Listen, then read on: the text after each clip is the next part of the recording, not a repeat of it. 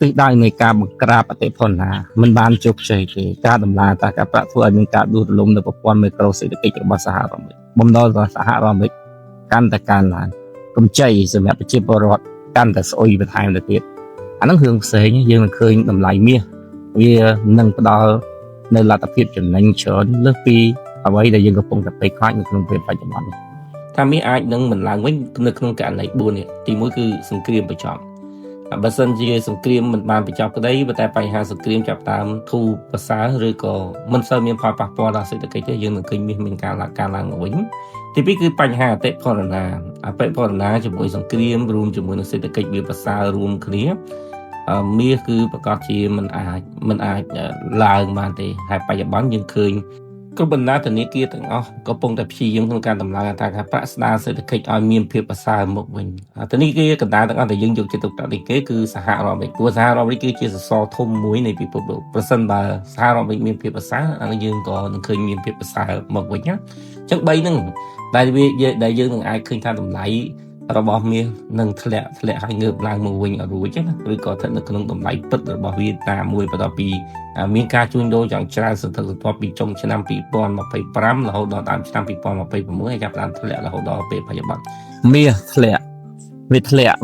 ពេលដែលពិភពលោកកំពុងតែជួបបញ្ហាសង្គ្រាមហើយមាសធ្លាក់នៅពេលដែលពិភពលោកចាប់ផ្ដើមមានបញ្ហាសេដ្ឋកិច្ចធ្ងន់អញ្ចឹងណាវាគឺជាការភ្នាល់មួយធំតោះវាធំធេងមួយទៀតតែវាកើតដូចស្តៀងគ្នានៅក្នុងឆ្នាំ2022ឬក៏2021ខ្ញុំរំលឹកបន្តិចនៅពេលដែលមានបញ្ហាសង្គ្រាមណាក៏គេដឹងដែរបើសិនតែបញ្ហាសង្គ្រាមនេះជាសង្គ្រាមធំមានផលប៉ះពាល់ដល់សេដ្ឋកិច្ចយើងនិយាយប្រហែលឲ្យតែមានសង្គ្រាមគឺមាសឡើងតែបច្ចុប្បន្នក៏គ្នាសង្គ្រាមនៅអ៊ុយក្រែនអត់ចប់សង្គ្រាមធម្មពលកំពុងតែបន្តហើយកំពុងតែកើតមានបន្ថែមទៅទៀតហើយយើងក៏លេចមើលទៅលើវិបត្តិទៅជាមួយនឹងបំណុលរបស់ពិភពលោកនោះកើនសម្បើមអាចអីក៏មានធ្លាក់ចុះនេះគឺជាការភ្នាល់ធំមួយដែលយើងប្រកបនិយាយកន្លងមកដែរហើយវាក៏ផ្សារភ្ជាប់អំពីគោលនយោបាយហិរញ្ញវត្ថុរបស់សហរដ្ឋអាមេរិកបើសិនបើការភ្នាល់នេះចាញ់ហើយមានអ្នកយំច្រើនបើសិនបើការភ្នាល់នេះឈ្នះយើងនឹងឃើញតម្លៃមាសឡើងលើឬក៏ឡើងទៅដល់ការព្យាករណ៍របស់អ្នកវិភាគទាំងឡាយនៅក្នុងស្រុកវិញមាន influencer ម្នាក់ដែរគាត់និយាយថាមាសឡើងរហូតដល់ទៅក្បែរ$1000នៅកម្ពុជាណាហើយនៅបរទេសកាលពីមុនហ្នឹងពេលដែលមាសឡើងរហូតដល់ទៅ$600ជានៅកម្ពុជាក៏មានការព្យាករណ៍ដូចគ្នាដែរឥឡូវរឿងទី1ដែលយើងដឹងមាសបែរចុះនៅពេលដែលពិភពលោកមានសង្គ្រាមខណៈពេលដែលយើងនិយាយរត់មាត់ទូទៅមាសគឺត្រូវតែឡើងនៅពេលដែលមានសង្គ្រាមហើយសង្គ្រាមកាលណាបើសង្គ្រាមធំប៉ះពាល់ដល់សេដ្ឋកិច្ចគឺមាសឡើងតែឥឡូវពិភពលោកសិតតែរងផលលំបាកនៃសេដ្ឋកិច្ចមិនក៏មាសថោកហេតុអីលបងក៏ដើរទៅផ្ទះសិនចឹងហួយកោតិចកោធ្លាក់ថ្លៃគេលក់ដាច់បានរាល់ថ្ងៃកុំឲ្យ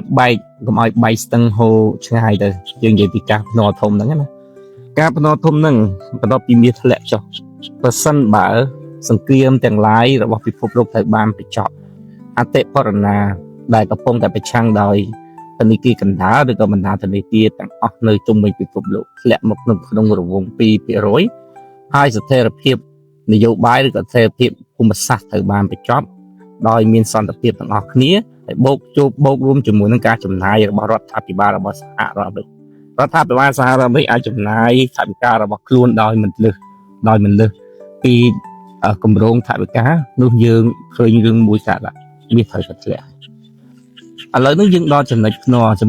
ល់ត្រង់ថាសហរដ្ឋអាមេរិកឬក៏ធនាគារកណ្ដាលសហរដ្ឋអាមេរិកអាចនឹងដំឡើងអត្រាការប្រាក់3ដងនៅក្នុងឆ្នាំ2026ម្ដងហើយនៅក្នុងឆ្នាំ2027នោះដល់ទៅ2ដងអញ្ចឹងបើសិនជាការដំឡើងអត្រាការប្រាក់របស់លោក Kevin Walsh ដោះស្រាយអំពីបញ្ហាវិបត្តិទាំងឡាយរបស់សហរដ្ឋអាមេរិកហើយដោះស្រាយនៅវិបត្តិទាំងឡាយរបស់ពិភពលោកបញ្ចប់សង្គ្រាមឲ្យល្អប្រសើរហើយរដ្ឋាភិបាលសហរដ្ឋអាមេរិកអត់មានបញ្ហាបំណុលថែមទៀតទេអាហ្នឹងរឿងខ្លីគឺមាសធ្លាក់ដូចដែលគេបានព្យាករណ៍ទុំតែបើសិនជាការភ្នាល់ទាំងអស់នេះវាដើរពីច្រាស់មានន័យថា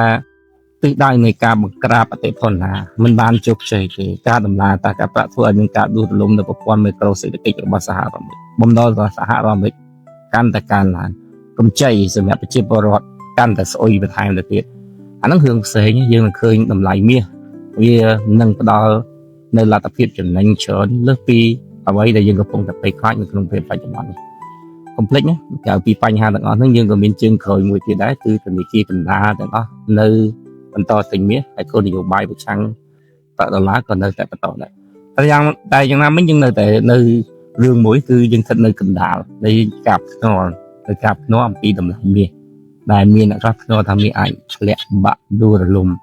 ដោយសារគេមើលឃើញថា GDP សហរដ្ឋអាមេរិកប្រសើរមកវិញសហរដ្ឋអាមេរិកនឹងដំឡើងអត្រាការប្រាក់សហរដ្ឋអាមេរិកនឹងមិនចាយលុយអស់ទេហើយសង្គ្រាមនឹងបញ្ចប់មុនពេលដែលវិបត្តិសេដ្ឋកិច្ចបានកើតឡើងចូលមកដល់ស្ថិរភាពរបស់ពិភពលោកព្រោះពិភពលោកមានស្ថិរភាពប្រសើរទាន់ពេលវេលាមាសបានធ្លាក់មកក្នុងតម្លៃ$496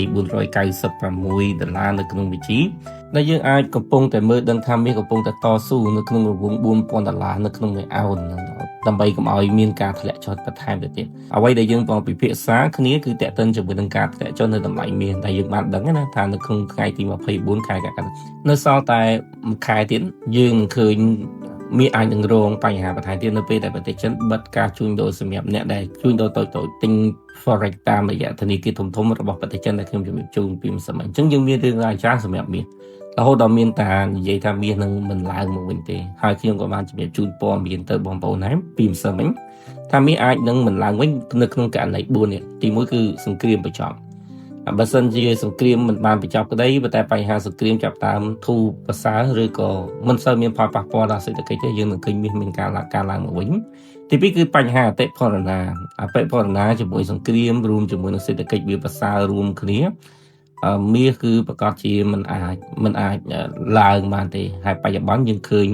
គ្រប់បណ្ដាធនាគារទាំងអស់កំពុងតែព្យាយាមក្នុងការដំឡើងអត្រាការប្រាក់ស្ដារសេដ្ឋកិច្ចឲ្យមានភាពប្រសើរមកវិញធនាគារកណ្ដាលទាំងអស់ដែលយើងយកចិត្តទុកដាក់នេះគឺសហរដ្ឋអាមេរិកព្រោះសហរដ្ឋអាមេរិកគឺជាសសរធំមួយនៃពិភពលោកប្រសិនបើសហរដ្ឋអាមេរិកមានភាពប្រសើរអានេះយើងក៏នឹងឃើញមានភាពប្រសើរមកវិញណាអញ្ចឹង3ហ្នឹងដែ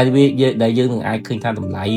របស់មាសនឹងធ្លាក់ហើយងើបឡើងមកវិញឲ្យរួចណាឬក៏ស្ថិតនៅក្នុងតម្លៃពិតរបស់វាតាមមួយបន្ទាប់ពី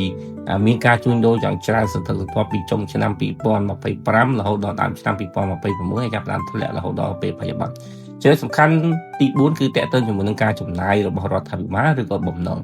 ដែលរដ្ឋាភិបាលនឹងមិនបោះពុម្ពលុយ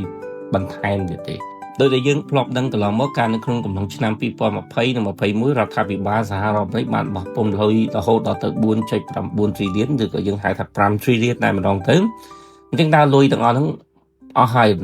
នៅក្នុងពេលបច្ចុប្បន្នតើរដ្ឋាភិបាលនឹងបោះពុម្ពលុយបន្ថែមឬក៏កសាងបំណុលបន្ថែមថ្ងៃនេះយើងនឹងនិយាយអំពីរឿងរ៉ាវទាំងអស់នេះ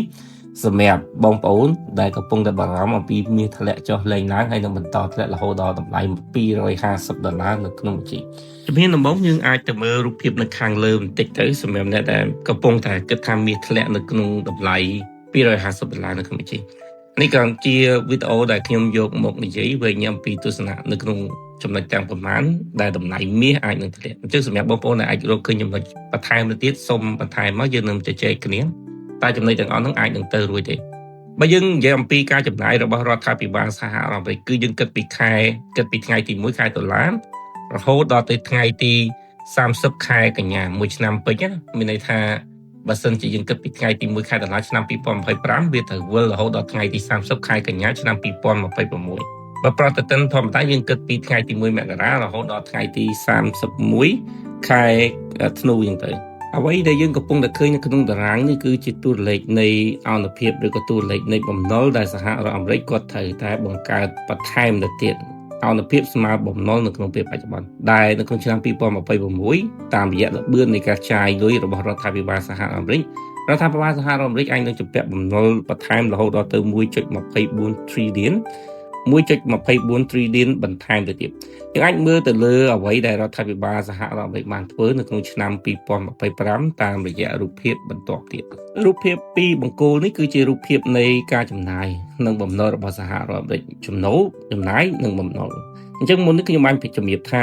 អនុភាពស្មើនឹងបំណុលកាលពីឆ្នាំ2025រដ្ឋាភិបាលរបស់សហរដ្ឋអាមេរិកចាយលុយរហូតដល់ទៅ 7.01 trillion 7.01 ទីទៀតនៅបង្គោលពណ៌បៃតងនៅបង្គោលមួយទៀតដែលបែងចែកជាពីរគឺមានខៀវផងនិងលឿងទុំផងអញ្ចឹងសម្រាប់ចំណូលមានត្រឹមតែ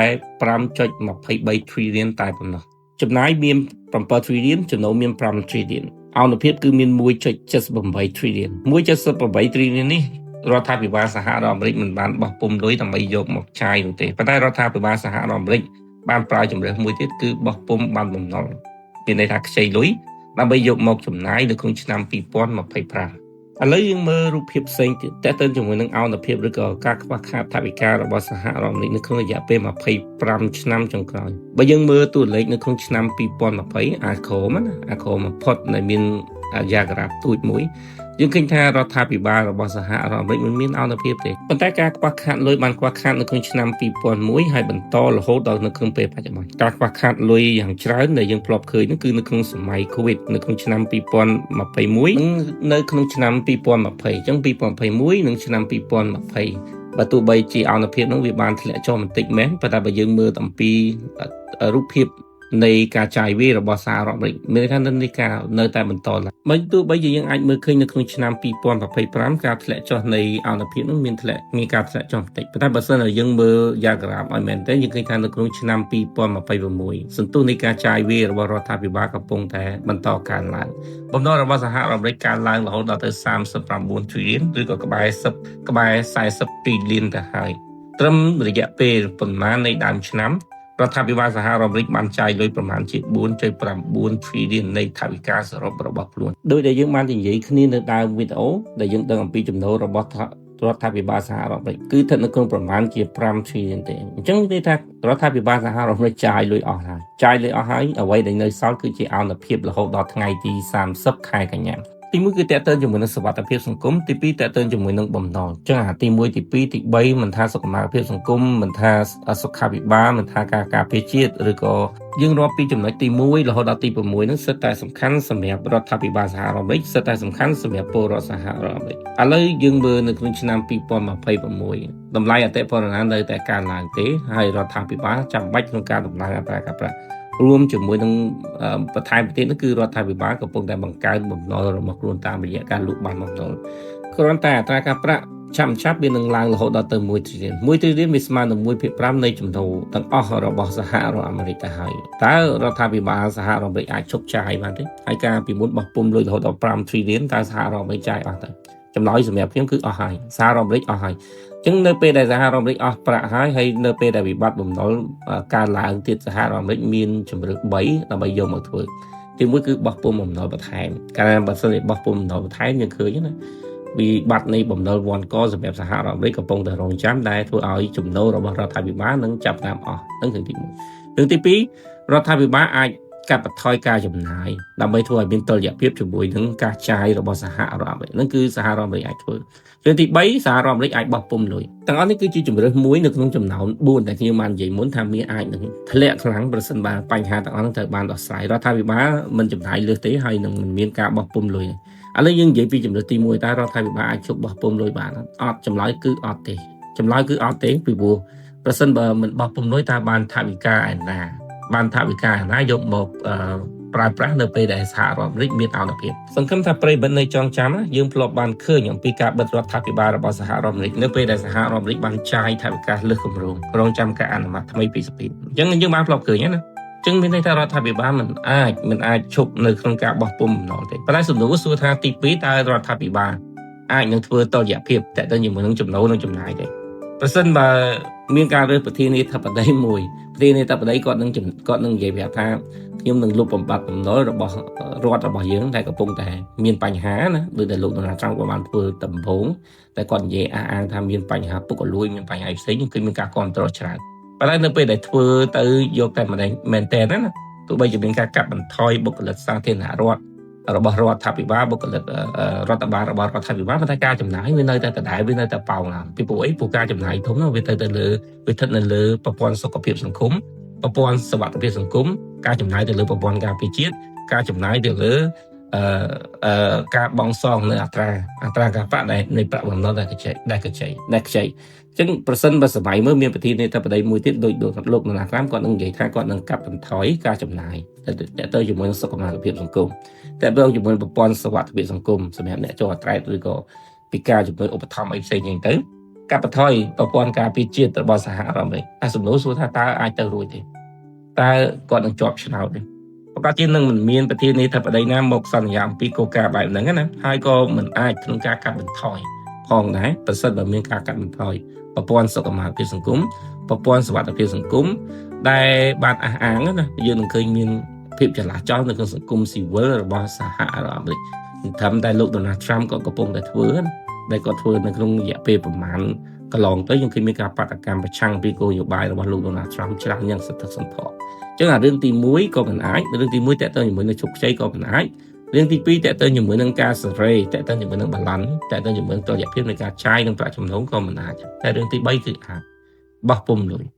នៅពេលដែលបំណុលរបស់សហរដ្ឋអាមេរិកបានកើនឡើងខ្លាំងណាបានកើនឡើងខ្លាំងហើយ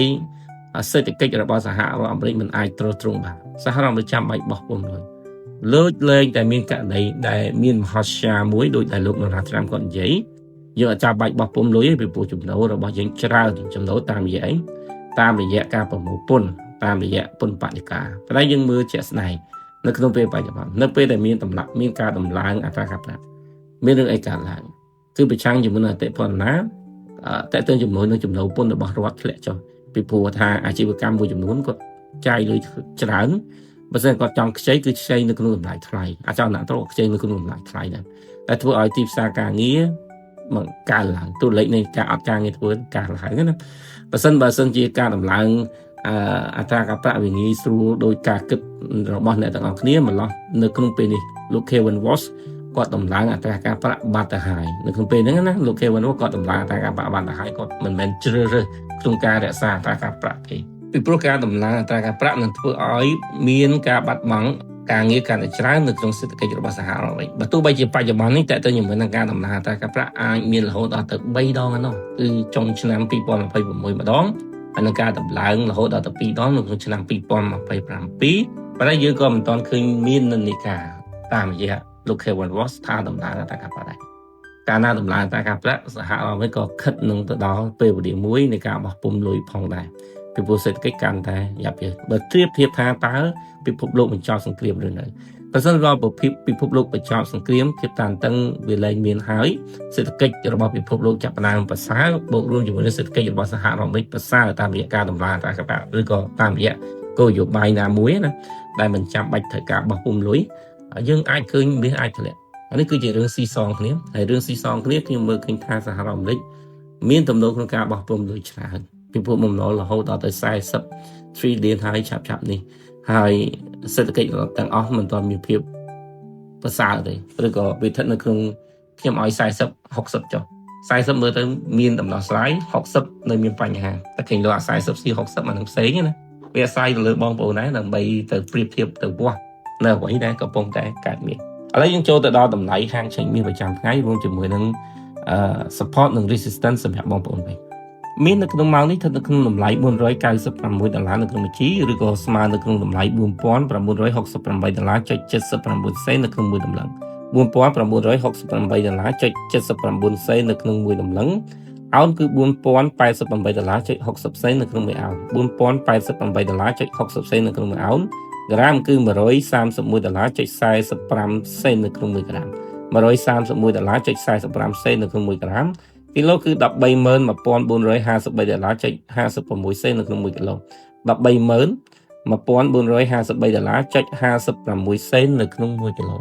តែទៅជាមួយនឹងតម្លៃ support របស់វាតម្លៃទាបរបស់វាបើសិនមកមាសថ្ងៃនេះធ្លាក់ប៉ះនៅក្នុងតម្លៃ$4,075នៅក្នុង1អោនយើងនឹងឃើញមាសនៅក្នុងរង្វង់$4,050និង$60នៅក្នុង1អោនហើយបន្តទៅ$4,020និង$4,030តម្លៃដែលពិបាកបំផុតគឺ$4,000នៅក្នុង1អោនដែលវាចុះហើយយើងនឹងខ្វាយខ្វល់ច្រើន